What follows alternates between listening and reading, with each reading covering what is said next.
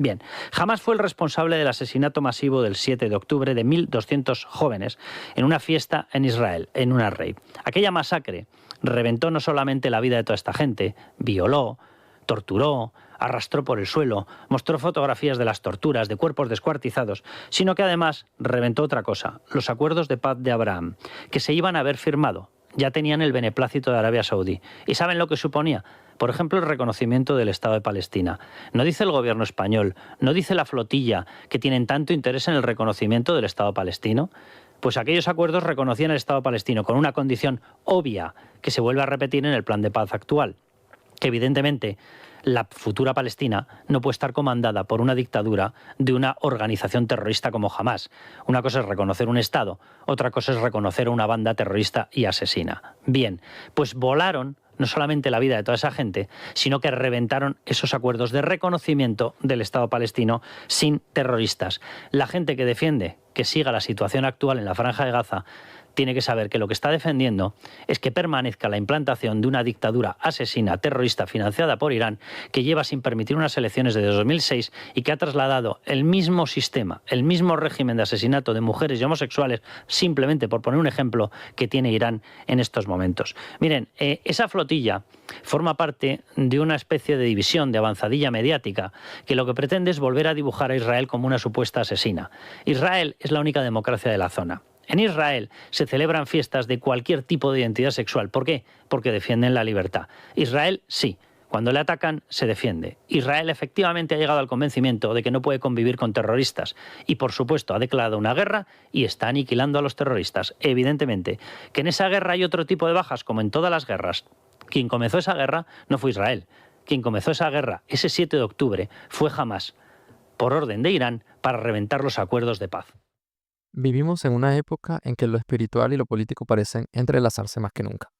Las tensiones sociales, los cambios ideológicos y los conflictos internacionales nos hacen mirar hacia atrás, buscando en la historia y en la profecía señales que expliquen lo que vivimos hoy. Dentro de las escrituras de la Iglesia de Jesucristo de los Santos de los Últimos Días, hay referencias directas a la Constitución de los Estados Unidos como un documento inspirado por Dios.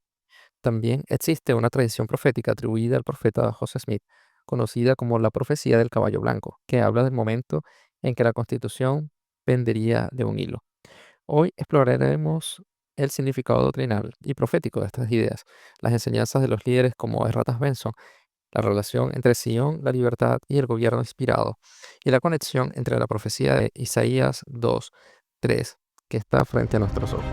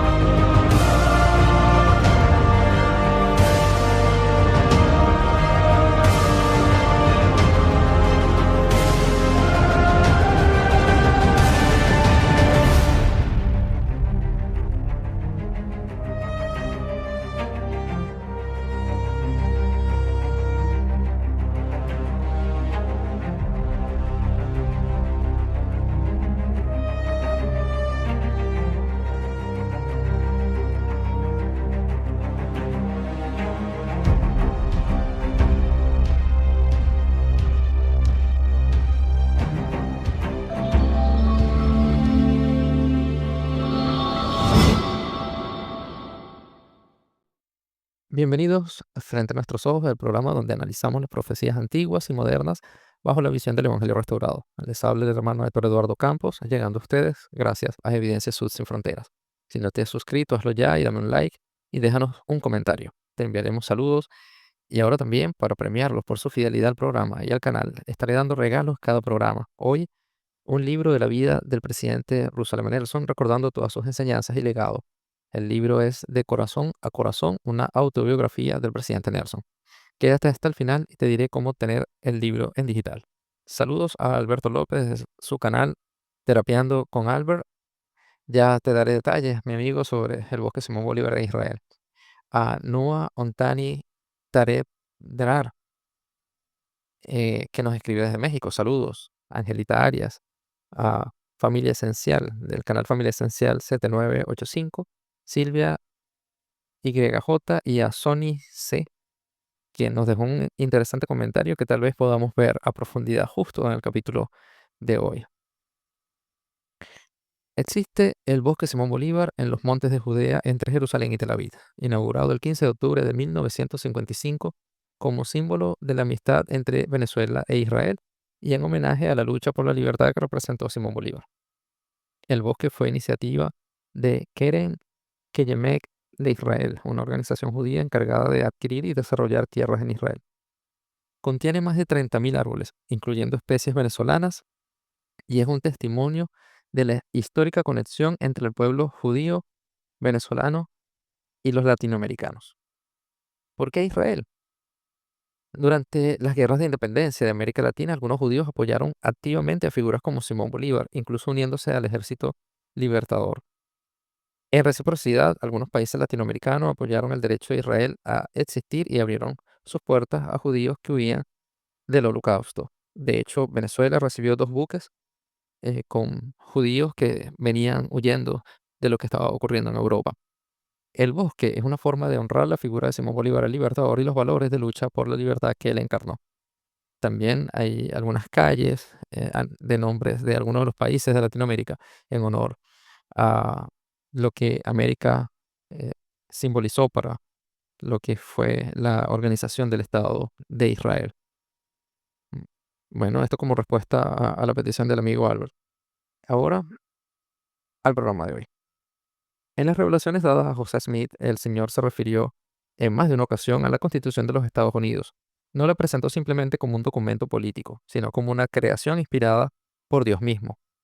En Doctrina y Convenios, sección 98, versículos 5 al 6, el Señor declara: y la ley del país que es constitucional, que apoya este principio de libertad en la preservación de derechos y privilegios, pertenece a toda la humanidad y es justificable ante mí. Por tanto, yo, el Señor, os justifico, así como a vuestros hermanos de mi iglesia, en apoyar la que fuese la ley constitucional del país. Aquí el Señor enseña que su pueblo debe defender y respetar la ley constitucional, es decir, las leyes que protegen la libertad y los derechos. En Doctrina y Convenios 101-77 se amplía esta idea. De acuerdo con las leyes y la constitución del pueblo que yo he permitido que se establecieran y que deben establecerse para los derechos y la protección de toda carne, conforme a principios justos y santos. Y luego, en el versículo 80, el Señor dice algo más o menos más claro. Y para este fin he establecido la constitución de este país, por mano de hombres sabios que levanté para este propósito mismo, y redimí la tierra por el derramamiento de sangre. Estas palabras son poderosas. Declaran que Dios levantó a los fundadores de la nación, personas como George Washington, James Madison o Thomas Jefferson, para cumplir un propósito divino, crear un marco de libertad que permitiera la restauración del Evangelio. El presidente Rotas Benson enseñó: no debemos olvidar que la Constitución fue establecida por el poder de Dios para el beneficio de todos los hombres. Fue hecha no solo para esta nación, sino para todo el mundo. Es muy interesante, porque la libertad entonces no es solo un principio político, es un principio espiritual. La Constitución fue dada para proteger el don más sagrado del ser humano, el albedrío moral, la capacidad de elegir por sí mismo el bien o el mal. Tanto dentro de la historia de la Iglesia, existe un relato popular conocido como la profecía del caballo blanco. Se dice que el profeta José Smith habría declarado que llegaría el día en que la Constitución de los Estados Unidos pendería de un hilo y que el pueblo de los santos de los últimos días sería llamado para salvarla. Aunque esta profecía no está canonizada ni registrada oficialmente en el canon de las Escrituras, ha sido mencionada por varios líderes a lo largo del tiempo. Podríamos tratar más adelante un episodio específico dedicado a ella. El presidente Erratas Benson dijo en una ocasión: José Smith profetizó que llegaría un momento en que la Constitución colgaría como si fuera de un hilo y que en ese momento este pueblo se levantaría y la salvaría de la destrucción amenazada. También afirmó: tengo fe en que la Constitución será salvada, como lo profetizó José Smith. Será salvada por ciudadanos justos de esta nación, especialmente por miembros fieles de esta iglesia. Sin embargo, la iglesia ha sido clara en que la llamada profecía del caballo blanco no es doctrina oficial. La enseñanza verdadera que sí se conserva es la responsabilidad de los santos de defender los principios de la libertad, justicia y rectitud en todo momento. Erratas Benzo declaró en otra oportunidad: el Señor no permitirá que esta nación perezca porque fue establecida por Él, pero dependerá de los hombres y mujeres justos el mantener vivos los principios de la libertad. Así, más allá de la literalidad de la profecía, la lección es espiritual. Cuando los principios de libertad estén en peligro, el pueblo de Dios, donde quiera que esté, deberá defenderlos con fe, rectitud y valor. ¿Por qué hay paz en Europa Occidental hoy? ¿Por qué esos países son democráticos? Hitler tenía planes diferentes para Europa, pero intervino América. Incluso en aquel entonces, al igual que hoy, había fuertes voces dentro de los Estados Unidos presionando por el aislamiento. De las prominentes voces fueron la de Henry Ford, el fabricante de automóviles, y las de Charles Lindbergh, piloto y héroe nacional. Ambos, por cierto, afirmaban que los judíos eran los que empujaban a América hacia la guerra, y es similar a lo que está ocurriendo hoy con algunos opositores. Es absolutamente legítimo debatir si ir o no a la guerra, por supuesto.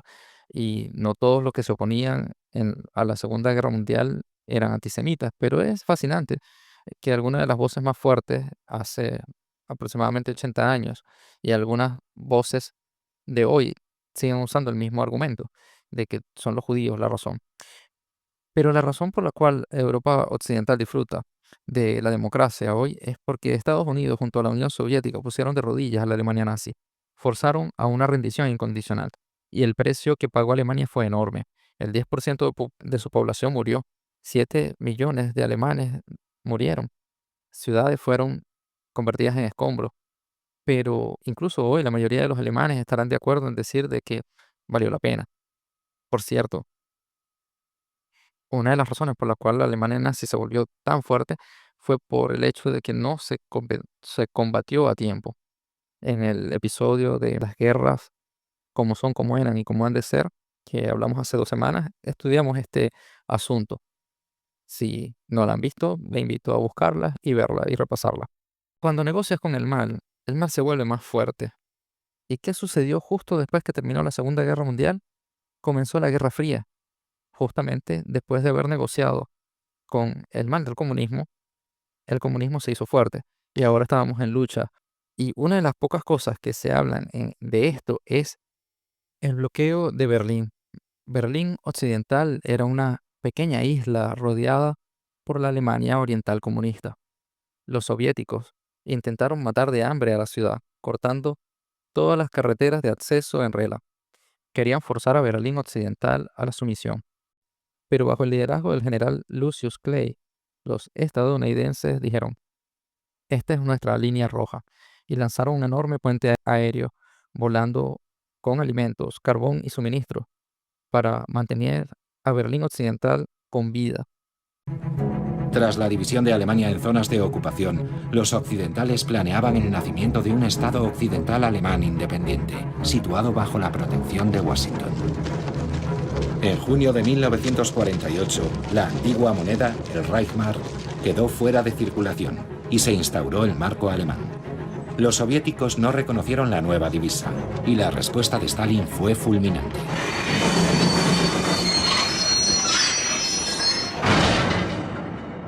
El 23 de junio de 1948, los guardias soviéticos cortaron todos los accesos terrestres a Berlín Occidental.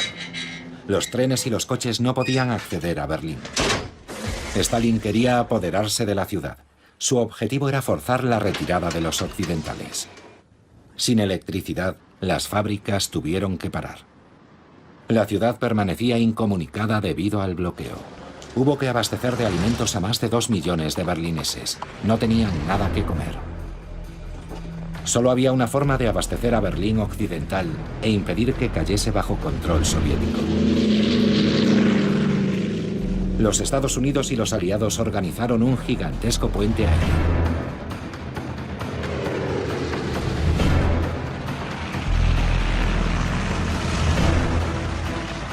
Cientos de aviones transportaban víveres, materiales y materias primas: trigo, carbón, gasolina, medicamentos. Cada día miles de toneladas llegaban delante de las narices de los soviéticos. Por primera vez, El oeste se enfrentaba abiertamente al este. Muchos observadores pensaban que esta crisis era el preludio de la Tercera Guerra Mundial. Los aviones efectuaban vuelos rasantes por encima de los edificios aún a riesgo de estrellarse. Más de 70 pilotos perdieron la vida.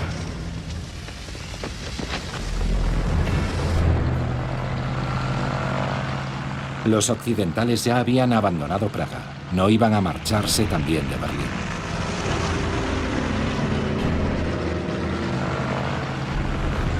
Una solidaridad que las noticias americanas se apresuraron a contar para elogiar la actitud de Occidente.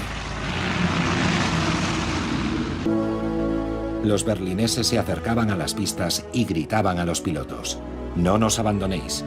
Si perdemos la libertad, ya nunca la recuperaremos».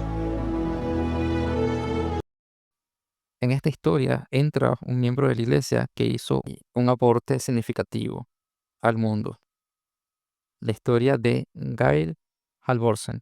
Halvorsen era un piloto de la Fuerza Aérea de los Estados Unidos, apodado el Bombardero de Caramelos, miembro de la Iglesia de Jesucristo de los Santos de los Últimos Días, que a partir de 1948 lanzó pequeños paracaídas con dulce para los niños de Berlín Occidental durante el puente aéreo. Este acto de bondad se convirtió en un símbolo de esperanza, y otros pilotos se unieron a la iniciativa, que arrojó toneladas de golosinas sobre la ciudad. Halvorsen, al ver a los niños reunidos para observar los aviones, decidió atarles chicles y galletas a pañuelos para que pudieran aterrizar y recogerlos. Con el tiempo, utilizó pañuelos y otros materiales para crear pequeños paracaídas que protegían los dulces durante la caída. Para que los niños supieran que era él, agitaba las alas de su avión, lo que le valió el apodo de el tío alas ondulantes o tío de los chocolates. El acto de Halvorsen llamó la atención de la prensa y de otros pilotos, quienes comenzaron a imitar su gesto.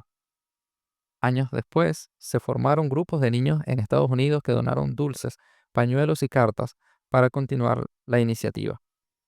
Los niños berlineses no solo recibieron golosinas, sino también un mensaje de esperanza y de que no estaban olvidados durante la oscuridad del bloqueo. La historia de Gail Halvorsen es recordada como un ejemplo de humanidad y bondad que trascendió las circunstancias de la guerra, dejando un legado de esperanza para las futuras generaciones.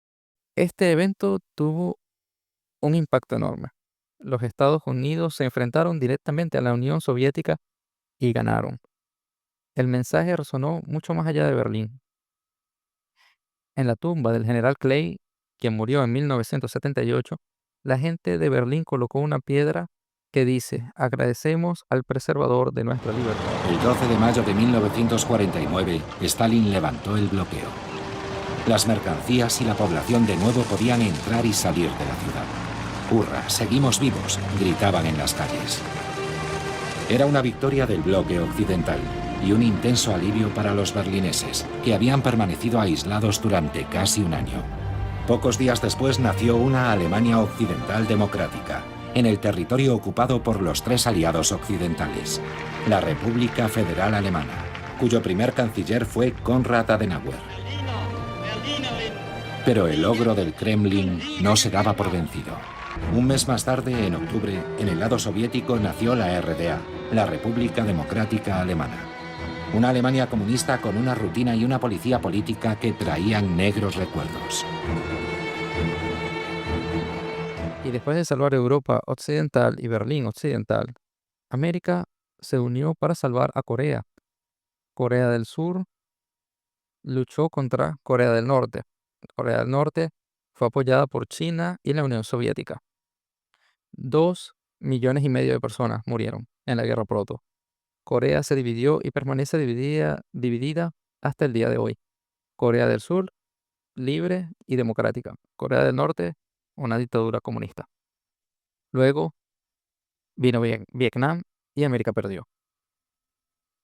Personas como yo, que creen en la Convención Americana, hablarán de la Segunda Guerra Mundial y la derrota final de la Unión Soviética.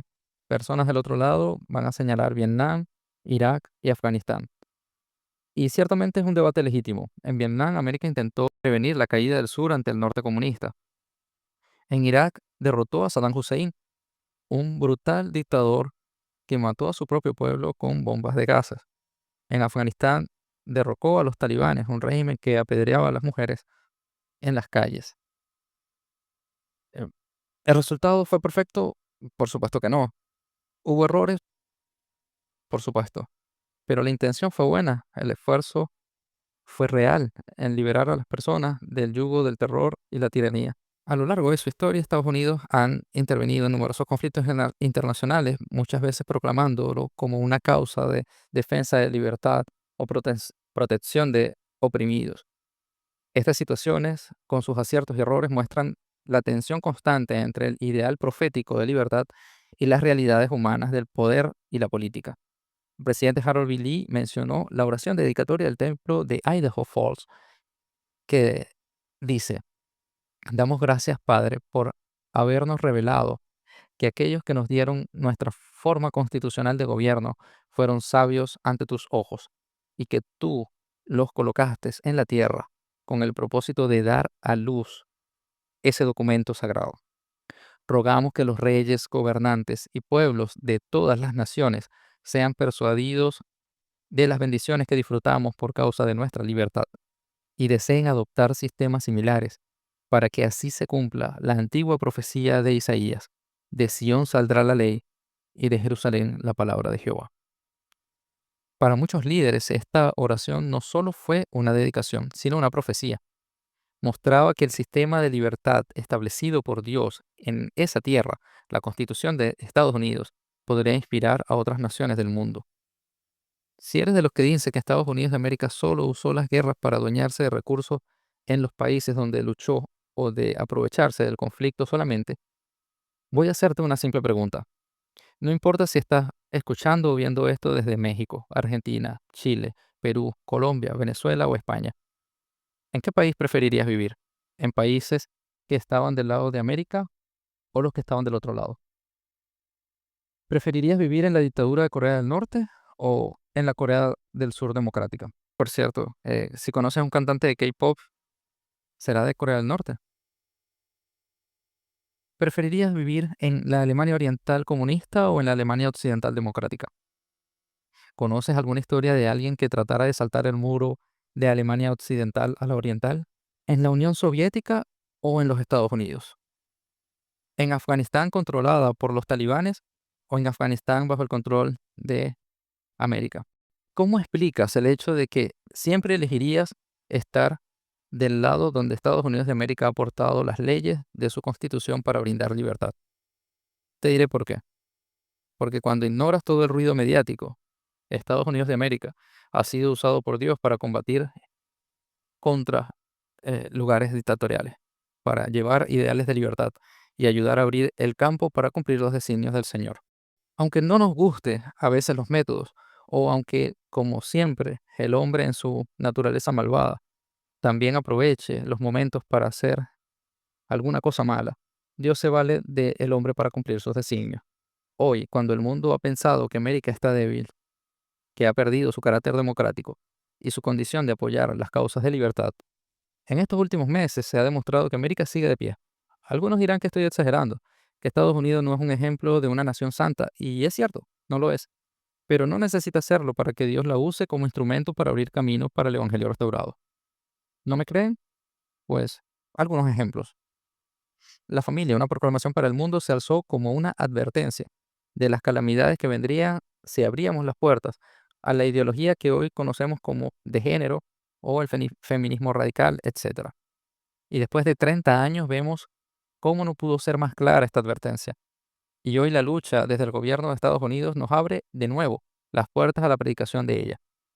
El régimen de Irán, que está erradicando a los cristianos en Medio Oriente a través de la hermandad musulmana, le fue dado un mensaje al detener su programa nuclear. Se han sentado las bases de paz en Gaza y se ha tomado como bandera próxima a defender el cristianismo en lugares de África y Medio Oriente, que ya en este programa hemos denunciado como un genocidio real actual. El profeta Isaías vio el futuro y lo describió así: de Sión saldrá la ley y de Jerusalén la palabra de Jehová. El presidente Joseph Fielding Smith explicó este versículo con claridad. La ciudad de Sión y la nueva Jerusalén son una misma. Jerusalén, la antigua, Después que los judíos sean purificados y santificados, llegará a ser una ciudad santa, donde el Señor morará, y desde la cual enviará su palabra a todas las naciones. De igual manera, sobre este continente se edificará la nueva Jerusalén, y de ella saldrá la ley de Dios. Estas dos ciudades serán las capitales del reino de Dios durante el milenio. Así, Sión representa el centro espiritual de recogimiento de Efraín y de los pueblos de las Américas. Jerusalén, el recogimiento de Judá y del pueblo del convenio antiguo. Ambas unidas simbolizan la plenitud del reino de Dios en la tierra, y aunque actualmente ninguna de las dos es totalmente redimida, están unidas como parte de la profecía de que se disipará la envidia de Efraín y los enemigos de Judá serán talados. Efraín no tendrá envidia de Judá, ni Judá afligirá a Efraín. Hoy, mientras el mundo vive confusión, polarización y pérdida de valores, la invitación sigue siendo la misma. Ser parte de ese pueblo que guarda la ley, que ama la libertad y que vive conforme al Evangelio restaurado. La ley que sale de Sion no es solo la Constitución, es la ley de Dios, la ley de amor, rectitud, justicia y servicio, de principios fundamentales como la libertad de pensamiento, el respeto a la propiedad privada y el respeto a la vida como pilares de la paz. Y cuando los santos de los últimos días viven conforme a estos principios, inspiran al mundo a hacer lo mismo. De nosotros depende que esta profecía se cumpla, que de Sion, de nuestras vidas, hogares y comunidades, salga la ley de Dios, y que desde Jerusalén, cuando el Señor vuelva, salga la palabra de Jehová para toda la tierra. Vivimos en una época extraordinaria donde ocurrirán cosas maravillosas, en preparación para la venida del Mesías. El elder Gary Stevenson anunció que serían días inolvidables. Esta primavera pasada se inauguró una plaza remodelada en la manzana del templo, donde se exhiben las banderas de los países que reconocen a la iglesia. Un monumento de granito en la entrada ostenta estas palabras proféticas. Y acontecerá en los postreros días que será establecido el monte de la casa de Jehová como cabeza de los montes, y será exaltado sobre los collados, y correrán a él todas las naciones. Con seguridad, los eventos monumentales que ocurrirán en los próximos 10 años constituyen una manifestación del cumplimiento de esta profecía de Isaías. 10 años que serán inolvidables, y aunque vivimos en una época en que los fundamentos morales y espirituales están siendo probados, el Señor ya lo había previsto. Nos dio la libertad, nos dio su ley y nos dio su iglesia restaurada. La Constitución inspirada fue el marco, la restauración del Evangelio el mensaje y el pueblo del convenio el instrumento. E Isaías continúa diciendo, vendrán muchos pueblos y dirán, venid, subamos al monte del Señor. Y cuando ellos suban, será porque ven a los santos haciendo las cosas buenas, siendo un ejemplo de luz, de fe y de verdad. El mensaje de Estados Unidos hoy no solo es para los enemigos externos, sino para los enemigos internos que quieren socavar Occidente. Los valores cristianos, que son la base de nuestra sociedad actual, están de pie. Y por eso, aunque suene algo provocador, voy a terminar diciendo, Dios bendiga a América. Para ganar el libro, ve a mi primer video que se llama 7 de octubre y la batalla final, como recordatorio del día que comenzó este espacio y por un aniversario más de este día terrible que ha movido la geopolítica y las profecías. En ese video, das like y coméntalo. ¿Cuál ha sido la enseñanza más grande que has recibido del profeta Russell M. Nelson? Y luego vuelve a este video.